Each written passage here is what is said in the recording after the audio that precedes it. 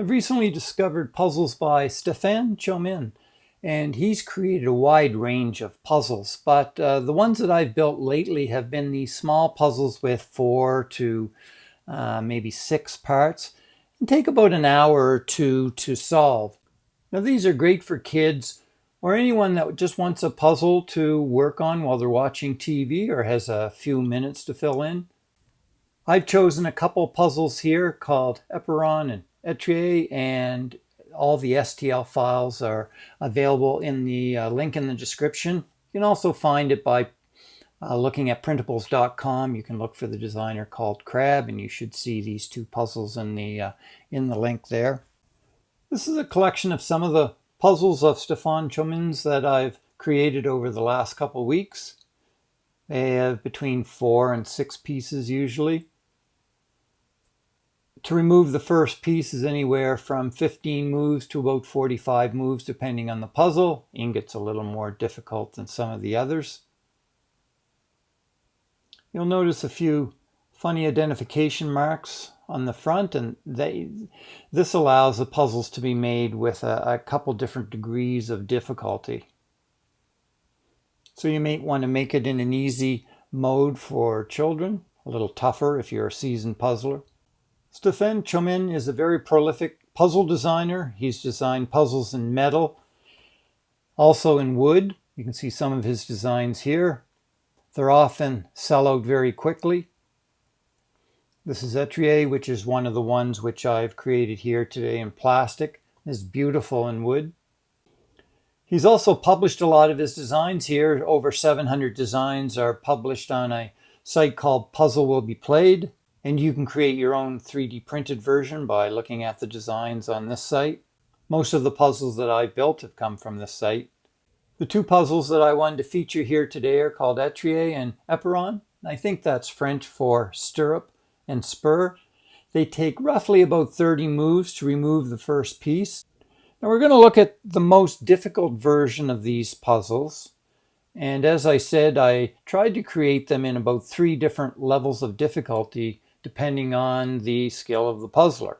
The most difficult version, you simply 3D print a plate. It has no special markings on it. And you'll have a couple of these H pieces and a couple C pieces. And you notice they roughly go in this way. And you have to determine the orientation of all 4 pieces. Now this can take quite a while because those different parts could be in anywhere from about 50 to 100 different orientations. So if you want the hardest challenge, this is what you would print with no special markings on the pieces or the plate. And your goal is to arrive at the shape as you can see in the Etrier puzzle to the right there in blue and yellow. Now the medium difficulty is the one I actually recommend. It's for puzzle solvers who want some challenge, a little more than just a disassembly puzzle, but don't want to go through the tedium of looking at all the different possibilities of the orientation of the parts. In this version, the plate has special markings on the back of it, which indicate the orientation of all 4 of the extra pieces. The green pieces and the white pieces all have these dashes and dots on them. The green pieces go north-south. So you can see, you simply make sure these will line up like this. And once you put this C piece in, it doesn't rotate. None of these parts rotate once they're inserted into the plate. The H pieces, the white pieces here, also have the dash and the dot that show where they go. Now in this puzzle, I think they're both identical, so I could have used the same symbol.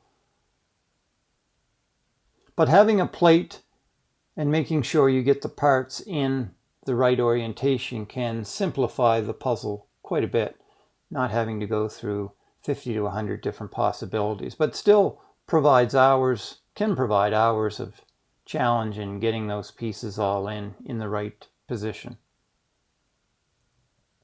So this might be how I would start this puzzle in this mode. So this is actually the one that I find the most rewarding.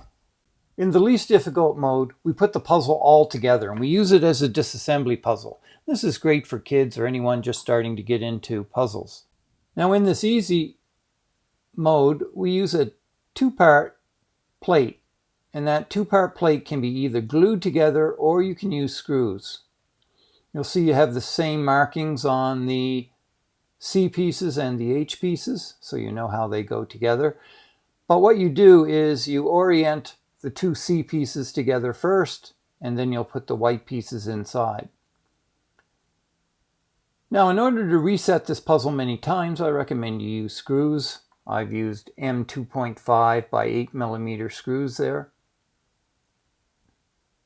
So using the markings on the back, you can tell which way all those pieces go. You simply drop them in. And you can either glue them or screw them in with the same two-part plate.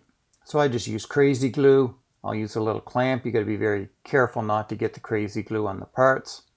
Obviously won't be able to get them apart. But the best way I find is to use these M2.5 hex screws. They're very easy to get on Amazon or AliExpress. And this allows the puzzle to be put together many times. It's often happens that kids may take a puzzle apart, not knowing quite how they got it apart, and it's tough to put together. So with the screws, very easy to assemble it and put it together. On the two-part frame, I've got a place where a screw can go through, but I've also got this raised section that helps orient it. So if you're just gluing it, you simply need to put glue around that protrusion, and they will self-align on both parts. The screws I use, I get from AliExpress. You can get 50 of the 2.5 metric screws, 8mm in length. 10 will work, and you don't need to just have the socket head cap bolt style. You can use anything that's less than about 4.6mm across. So I've used button types and some countersink types. And you can use different threads if they fit. For these types of screws, a 2mm hex screwdriver is also very cheap. You can get those most places, and that's what you'll use to screw them in. These are two great puzzles for children. You can help develop their problem-solving skills. You may want to give them as gifts or stocking stuffers at Christmas time. They're great if you really enjoy puzzles and you're looking for a challenge for 2 or 3 hours. So as mentioned, the STL files are in the link in the description.